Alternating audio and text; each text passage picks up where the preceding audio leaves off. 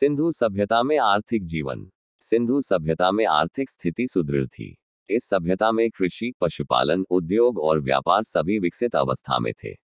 कृषि कर्म में औजारों का प्रयोग होता था, जैसे फलयुक्त हल का प्रयोग किया जाता था। इस हल को बैल खींचते थे। सिंधु सभ्यता में कृषक बाढ़ उतर जाने पर नवंबर के महीने में बाढ़ वाले मैदानों में गेहूं और जौ के बीज बो देते थे और अप्रैल माह में फसल काट लेते थे। फसल काटने के लिए पत्थर के हंसियों का प्रयोग होता था। विश्व में सबसे पहले कपास उगाने का श्रेय सिंधु सभ्यता के कृषकों को ही है।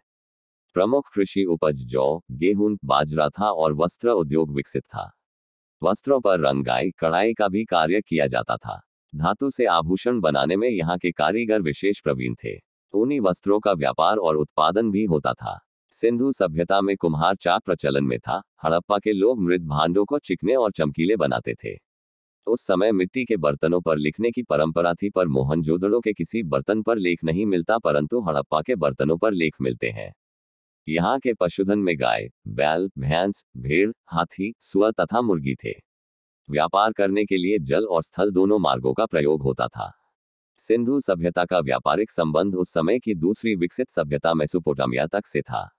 लोथल की गोदी से और अन्य स्थानों से प्राप्त मुहरे सिंधु घाटी के नौकायन और व्यापार को बहरीन सागर तथा दजला फरात घाटी तक प्रमाणित करते हैं। स्थल व्यापार में बैलगाड़ी का विशेष योगदान रहता था।